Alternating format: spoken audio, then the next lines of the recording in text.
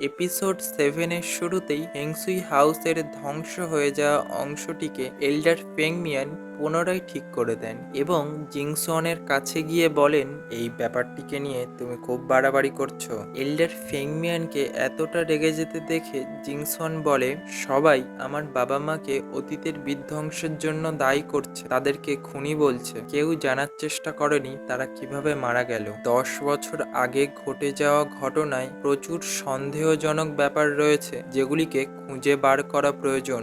এটি শুনে এল্ডার ফেংমিয়ান বলেন, বর্তমানে এই কারাগার থেকে বেরোনোটাই সবথেকে গুরুত্বপূর্ণ ব্যাপার। সিলিয়াং আইল্যান্ড থেকে বাইরে যাওয়ার পর তুমি তদন্তের জন্য অঢেল সময় পাবে।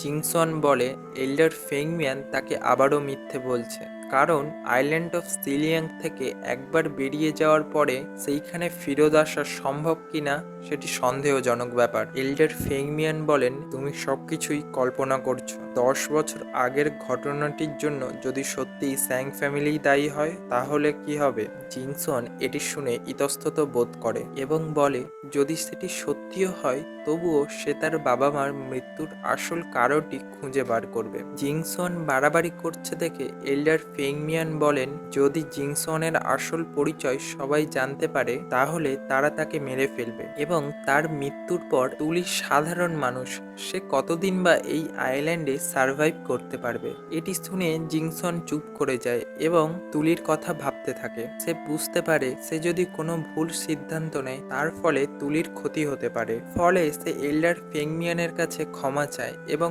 বলে সে পুনরায় এরকম ধরনের কোনো কাজ করবে না। এরপরেই এল্ডার ফেংমিয়ান হেংসুই হাউসের চারিদিকে একটি শিল্ড ক্রিয়েট করে দেন এবং সেইখান থেকে চলে যান। জিংসন সেইখানে দাঁড়িয়ে অতীতের কথা ভাবতে থাকে, কিভাবে তারা আনন্দে দিন কাটাতো, একসাথে খেলাধুলা করত, তাদের পরিবারটা খুবই সুখের ছিল। কিন্তু 10 বছর আগের এক রাতে সবকিছুই ওলটপালট হয়ে যায়। সে তার বাবা মাকে শেষবারের মতো বিদায়ও জানাতে পারেনি। জিংসন ইমোশনাল হয়ে যায়, তার চোখ থেকে জল আসতে থাকে এবং সে ভাবে, আমি এবং তুলি একে অপরকে কি ভালোভাবে বিদায় জানাতে পারবো?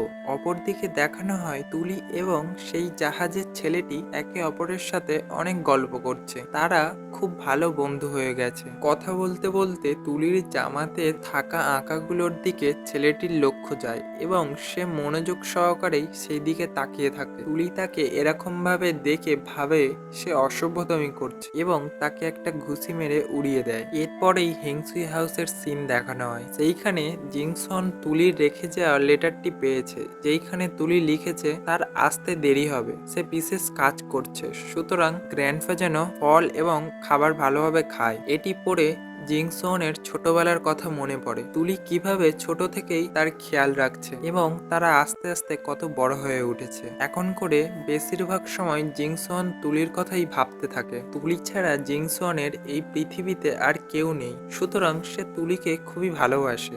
এরপরে জাহাজের সেই ছেলেটি উঠে বসে এবং তুলিকে বলে, তুলি কি নিজেকে ইমমর্টাল ভাবছে? সে অত জোরে তাকে মারলো কেন? সে তো শুধুমাত্র তুলির জামাতে থাকা আঁকাগুলোর দিকেই দেখছিল, কারণ সেই একই ধরনের আঁকা তাদের জামাতেও আছে, অর্থাৎ তুলির সঙ্গে তাদের কোনো কানেকশন রয়েছে। অপরদিকে দেখানো হয় জিংসন এল্ডার ফেংমিয়ানের তৈরি করা সেই শিল্ডটিকে ভেঙে হেংসুই হাউসের বাইরে চলে যায়